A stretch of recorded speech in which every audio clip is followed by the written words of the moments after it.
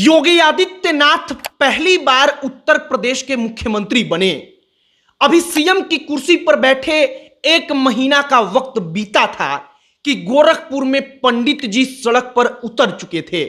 जब पंडित जी को सड़क पर उनके समर्थकों ने देखा तो वो पीछे पीछे खड़े हो गए।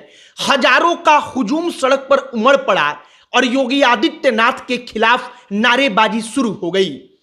साल 2022 का विधानसभा का चुनाव आता है, दोबारा योगी आदित्यनाथ सीएम बनते हैं और इसके कुछ महीने के बाद जब साल 2023 का मई का महीना आता है तब उसी गोरखपुर में एक नारा लग रहा होता है कि जब तक सूरज चांद रहेगा बाबूजी आपका नाम रहेगा।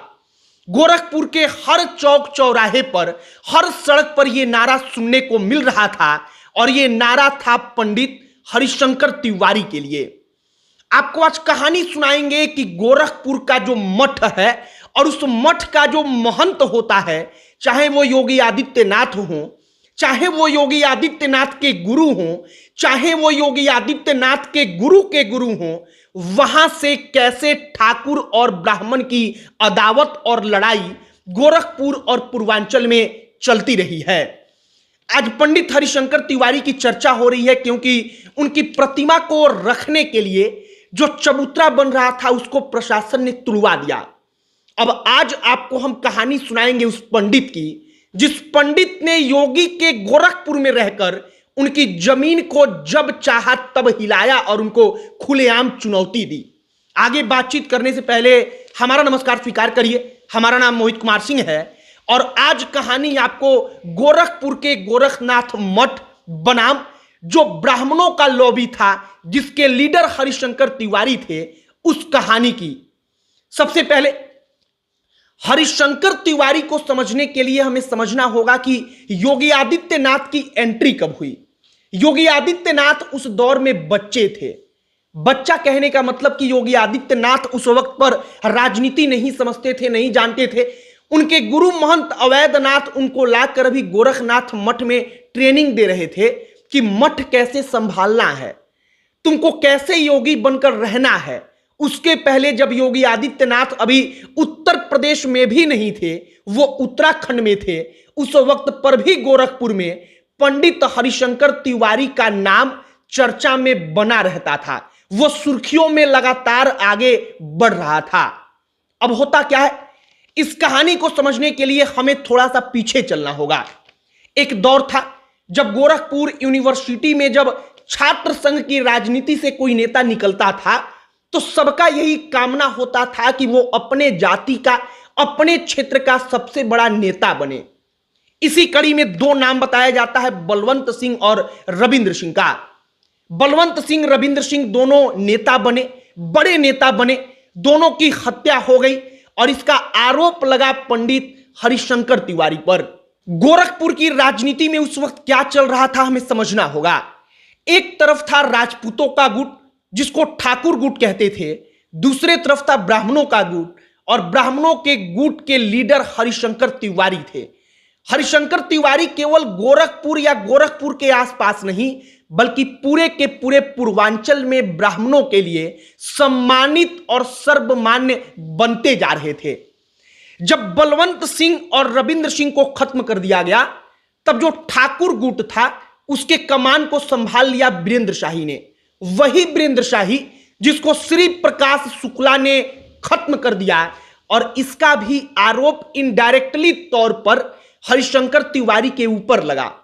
कहा गया कि वीरेंद्र शाही ठाकुरों का नेता बन चुके थे, इसके कारण हरिशंकर तिवारी ने श्री प्रकाश शुक्ला को मुहरा बनाकर खत्म करवा दिया। हालांकि एक और बात कही जाती है कि श्री प्रकाश शुक्ला की अपनी महत्वाकांक्षा थी और वो अपना ग्रुप उस वक्त पर चलाने लगा था। अब वापस आइए हरिशंकर तिवारी बनाम गोरखनाथ मठ की कहानी पर। योगी आदित्यनाथ देश की संसदीय राजनीति में एंट्री लेते हैं, वो चुनाव लड़ते हैं। जब वो आगे बढ़ते हैं राजनीति में तब उस वक्त पर गोरखपुर जो मठ था वो तमाम ठाकुर नेताओं का खुलेआम समर्थन करता था। योगी आदित्यनाथ के पहले जो उनके गुरु थे वो भी वीरेंद्र शाही का समर्थन करते थे, जो ठाकुर ग्रुप के नेता थे, ठाकुर ग्रुप के लीडर थे। और उसके पहले भी तमाम जो राजपूत नेता थे उनको मठ का समर्थन मिलता था।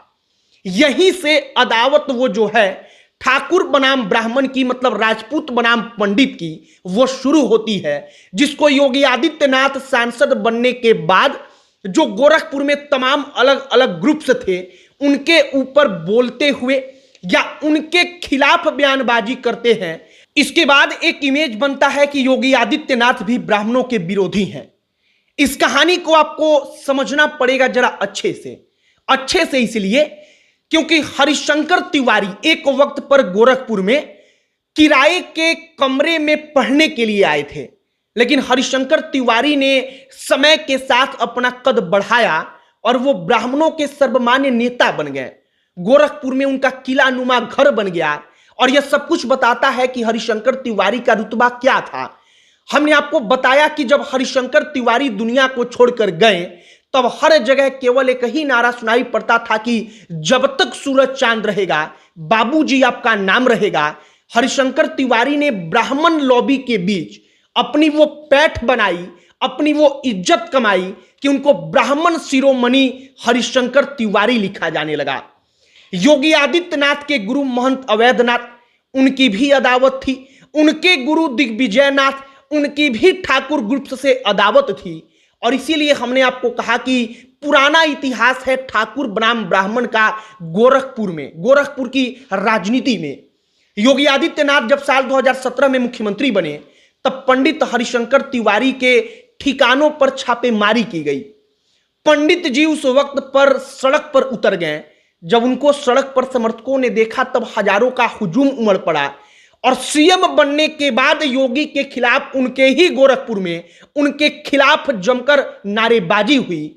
और यह काम करने की हिम्मत या कहिए कि यह काम करवा सकने वाला सिर्फ एक ही आदमी था और वो शख्स था हरिशंकर तिवारी। हरिशंकर तिवारी आज दुनिया में नहीं है। हरिशंकर तिवारी के प्रतिमा बनाने को लेकर एक चबूतरा का निर्माण किया गया जिसको प्रशासन ने तुड़वा दिया और इसके बाद हरिशंकर तिवारी के नाम पर समाजवादी पार्टी ब्राह्मण राजनीति को हवा दे रही है। वो बता रही है कि जो योगी आदित्यनाथ के गुरु करते थे वही योगी आदित्यनाथ कर रहे हैं और ब्राह्मण विरोधी चेहरा योगी आदित्यनाथ का लोगों के सामने, ब्राह्मणों के सामने समाजवादी पार्टी दिखा रही है। हालांकि जरूरी था कि इस पुरानी अदावत की कहानी को समझा जाए। हरिशंकर तिवारी की कहानी को इतने छोटे सी वीडियो में समेट पाना बड़ा मुश्किल है। इसमें हमने सिर्फ यह समझाने का प्रयास किया कि कैसे गोरखपुर की राजनीति में मठ जो है, गोरखनाथ मठ, चाहे वो योगी आदित्यनाथ हो, चाहे उनके गुरु हो, चाहे उनके गुरु हो, ये तमाम लोग ठाकुर ग्रुप के सपोर्टर बन गए और कैसे दूसरा ग्रुप जो ब्राह्मण लॉबी था उसके शिरोमणि, उसके सर्वमान्य नेता समय के साथ हरिशंकर तिवारी बन गए।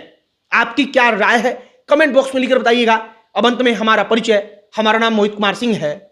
बहुत बहुत धन्यवाद।